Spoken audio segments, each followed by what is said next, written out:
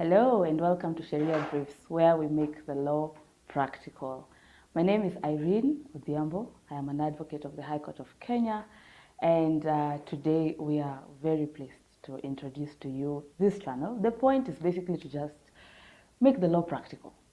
We have heard how lost people sometimes can get out here discussing legal issues where they really just don't understand much. And that's why we're here. So today we're going to have a good time just discussing a few things about some topic which I will introduce shortly. But before I do that, let me introduce my friend Mary. I'll allow her to introduce herself so that you can hear her voice already. Thank you, Irene. My name is Mary Mukoma. I'm also an advocate of the High Court of Kenya, and I'm indeed very pleased and excited to be here today. Thank you for joining us. I look forward to a good and fruitful discussion today. Thank you. Great. Thank you, Mary. So we'll just dive right into it. So today, being our first episode, yay, we are very pleased to discuss what we call conversion of titles. I don't know where you are, but if you live in Kenya, or if you know anything about Kenya, you know that the land question is a hot topic here, anytime, any day. You know that as late as last week, I mean, any day you turn on the news in Kenya, there's always something to do with the land. So today we'll discuss the concept of conversion. I do not know if you've heard about it, but even if you haven't, well, that's why we're here. You need to know about it and you need to understand what it means because it concerns you. So Mary, help us understand, what is conversion? People are throwing this word around and people are asking, is the title you're holding converted? Has it undergone the conversion process? So help us understand, what is conversion? Okay, thank you. So conversion in simple terms is just really migration from the old system of registration of land to the new system that is ongoing now. And this is pursuant to the 2010 Constitution. And following that Constitution, there was an enactment of new laws in 2012, including the Land Act and the Land Registration Act. So in essence, what the Ministry of Land wants to do is to do away with so many registries about titles. You know, if you have interacted with titles, you know that there are some titles that look like booklets. There are others that look, like gazeti kubwa, and different types of titles, really. So ideally, we will need to have a uniform type of titles so that you get a certificate of lease and a certificate of title, whichever is applicable, or a sectional title. But at the end of the day, they all look the same, they're similar, and they go through the same kind of registration. So that will do away, or is doing away with all the other titles that were registered under the old repealed acts, like the GLA Act, like the Registration of Titles Act, that is RTA, and everything now is being consolidated to something uniform. Yeah, and they have started actually. We've been doing this for some time now, but we are still in Nairobi block. So that's where we are, and conversion is, an ongoing process. Okay. Yeah. Thank you for that introduction. But I have heard you mention three things which I think our viewers would be concerned to understand just the difference. You've mentioned a certificate of title, you've mentioned a certificate of lease, and you've mentioned a sectional title. Well, I know there could be a lot of details in each of them, but in a very brief way, could you clarify what's the difference between those three documents? And for you, our viewer, I think it's important for you to know if you're holding a certificate of title, what is that as opposed to, say, a certificate of lease or a sectional title? Okay. So simply put, there are proprietors that are absolute proprietors. They own land absolutely. So there is no time period or time limit within which they should, give up the title for renewal. So it's a lifetime. It's a lifetime, right? For lease, a certificate of lease, it will be applying to leases, because most leases in Kenya are 99 years, but you can have leases of much less period, of 40 years, of whatever period really. And that means that within a certain timeline, you will need to renew that lease. So if you're in that category, then you will be getting a certificate of lease. And then now we have the sectional titles. So when it comes to sectional titles, there is another act that deals with sectional titles, and it is called SPA, Sectional Properties Act 2020. So following this act, what is happening is that, properties like apartments or villas or, jointly owned property, especially if it is vertical, what they are doing is that instead of holding leases, the government is calling upon those proprietors to go for sectional title so that each unit holds a title to it, right? They're calling it sectional titles. It's a process, but we can discuss that. Yeah. But that is in relation to, sectional titles. They will look almost similar to this certificate of title and the certificate of lease, except that they will be called sectional titles. Okay, Yeah. that's very important. And I think if you're an apartment owner, you own, a unit somewhere vertically, as Mary puts it. Yeah, it should concern you. Perhaps you're holding a long-term lease right now, but at the end of the day, as we will shortly discuss, we'll get into it very shortly. But yeah, you need to have what we call a sectional title. But before we get there, Mary, you've introduced to us what conversion is all about. So help us understand, how does this process begin? I mean, where does it all start? And what happens? To walk us through the process. Okay. So conversion is government-led. Okay. Yeah. So the first initiative has to be by government, and the only thing you can do is keep checking if your property has been gazetted ready for conversion. So what is happening is that once in a while the government is gazetting, a long list of LRs, land registration numbers, of property, especially in Nairobi, that needs to now undergo conversion into the new title system, which will be Nairobi block stroke, Yeah. So the first thing to do is check if your property has been gazetted. If your LR number has not appeared on Gazettement, and this information is available really under the Ministry of Land website and online. If your property has not been gazetted, then you wait until it is gazetted, because it's government-led, as I've said. And the first thing that government is doing is that it is developing a cadastral map through the Survey of Kenya in a given area, in a given block. And after that, then the CS, the Cabinet Secretary of the Ministry of Land, goes ahead and gazettes the long list that you're talking about. And then you're given 90 days within which you can raise issues. For example, if your land, for example, let's say the hectares have been, they have quoted the wrong size, the wrong area, or something like that, you can raise a complaint and insist that be changed and be corrected. So within those 90 days, if no complaint has been made in relation to a parcel, then the proprietor can go ahead and start the conversion process. Now, the conversion process is being done by an advocate, it's being done by advocates. They have the power to do that. So you approach your advocate and you tell them, I'm ready to do conversion because the property was gazetted, and they will go through the whole process and, to the very end, whereby the government will have an opportunity to verify the documents. Your advocate will surrender the original title. After verification of the documents, then the government will replace the old title with the new converted title. Okay. That is actually the procedure. Okay, thank you. That is helpful. But at the back of my mind, I'm just wondering, you've mentioned that there's a 90-day phase where, upon gazettement, the public really is invited to submit any concerns that they may have over, these parcels. Sure. So help us understand, what kind of complaints are these that could come up, and through the verification process, you can couple those two. What kind of complaints are we looking at that could likely come up during that phase? And number two, during the verification process, what exactly is the ministry looking for, and which, if they do not find, will spell trouble for you as a landowner? Okay.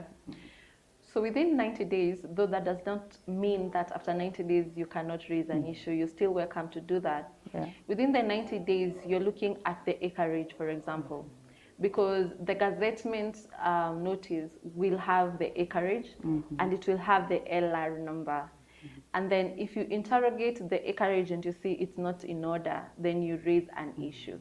Not much is given in the gazette notice. For example, your names do not appear on that gazette notice. Okay. Yeah. So after you have started the conversion process, the next point of verification is with the government itself, after you have surrendered the original title. what it means to verify is that they're looking at their records and they want to make sure that the old holder of this original title that was surrendered is the same as they have in their records. But beyond that, they want to see that they have the transfer that gave you that, proprietorship. And if that is not there, they actually ask that you provide the same.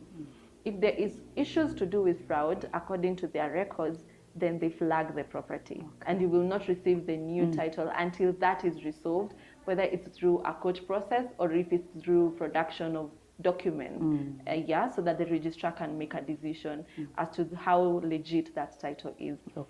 So you will have an opportunity to challenge the registrar's finding if you do not agree with it in a court of law and have that resolved.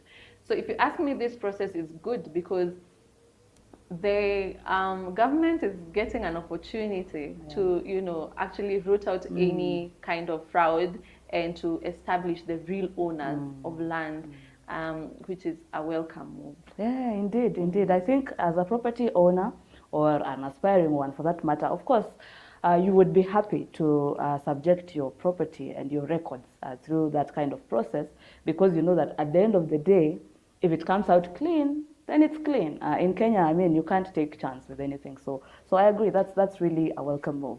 But maybe as we almost draw to a close on that bit on conversion, now help us understand, are there costs involved? And if I'm a property owner and I want to start, what are the timelines that I'm looking at? You've told us that, the first step is to check, and first you have to know whether your parcel has been gazetted even. The way to do that, Mary has informed us here.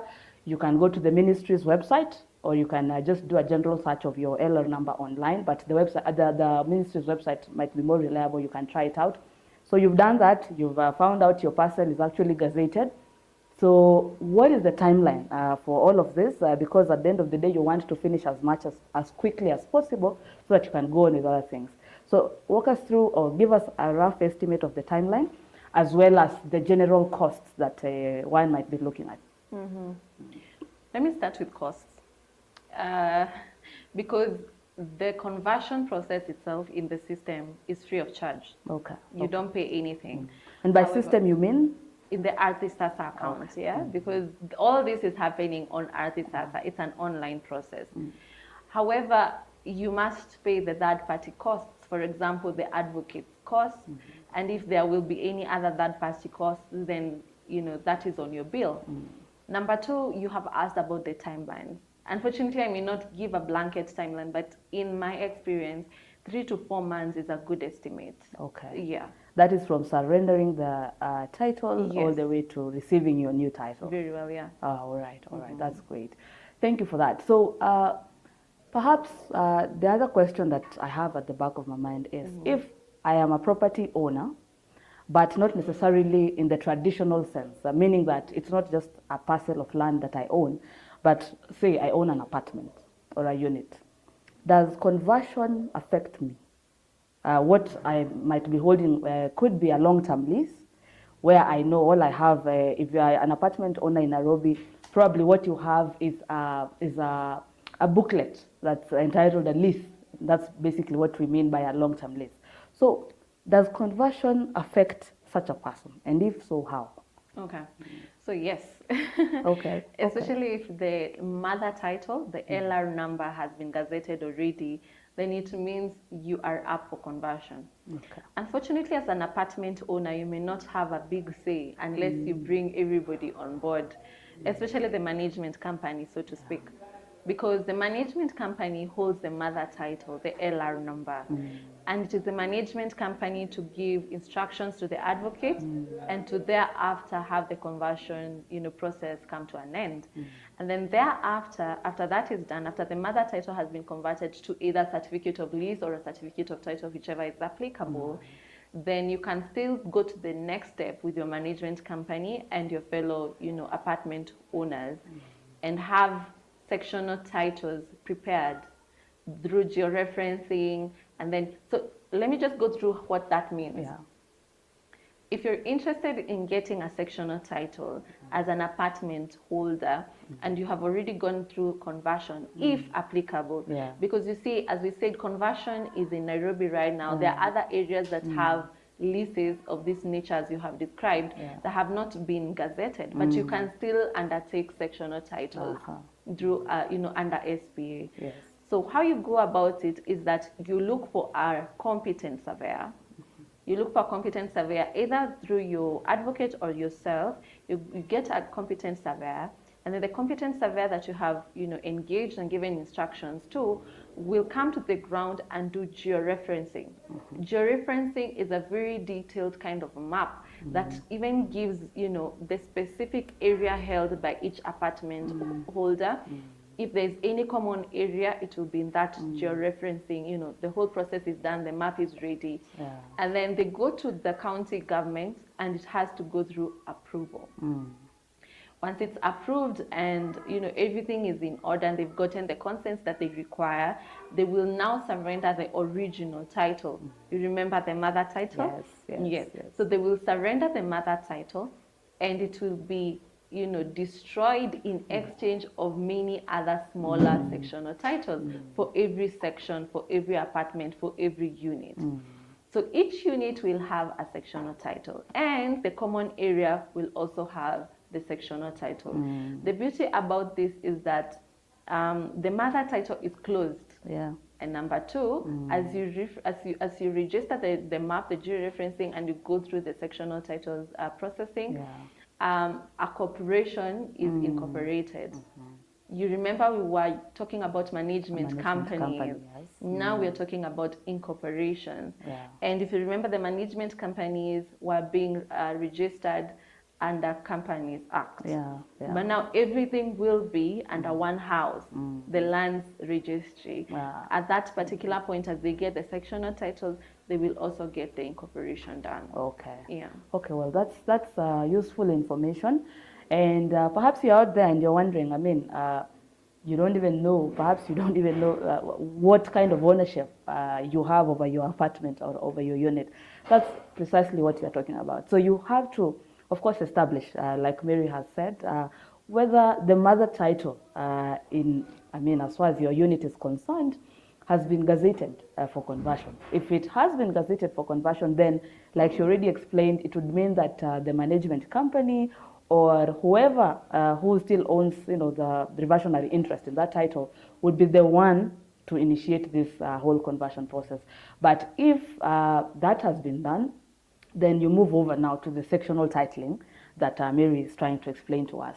All right, Mary, thank you so much. So I think if you are a unit owner or you own an apartment, you have heard that basically the way to go since 2020, when the Sectional Properties Act came into force, is to own to have a sectional title, basically, which would be your document of ownership over your apartment or over your unit. So Mary, having established that background, so help us understand, for someone who might still be waiting and wondering why should I pursue a sectional title, what is the difference if I have an apartment and I have, say, the usual long-term lease that people have, and you have a sectional title? What are the differences?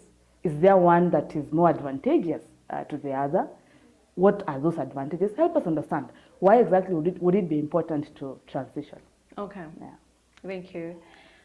So first of all, we have already said that a mother title will be surrendered, or the mother title will be surrendered, and in exchange you will have sectional titles given to each proprietor. That should be good news, and with that you should push the management company to go for sectional titles. And this is why we have seen cases where developers have taken mother titles and fraudulently taken out loans against the mother titles, and it becomes so problematic to leaseholders because now the mother title is already somewhere servicing a loan. So if you know that your mother title has been destroyed and each one has a portion of a title in relation to their unit, that should give you a lot of peace. Number two, instead of a management company, now we have a situation where a corporation is being incorporated immediately after, through the process of getting sectional titles. That means developers will no longer take advantage of the situation, because you remember before there were some developers that would refuse to help you open a management company until they sell the very last unit. Yeah. And until then, Which could be 10 years later. Yes. Yeah. Until then, they used to take all the management fees, they used to take all the service charge, and you had very little say. So now that you're part of this corporation, by virtue of being a sectional title holder, it gives you more power from the very beginning. Right? So the developer's right keeps diminishing as he sells his units, because now the corporation is already in place. And within no time, the corporation will belong to unit owners 100%, excluding the developer. That's a good thing. Another advantage that I've seen is in relation to common areas.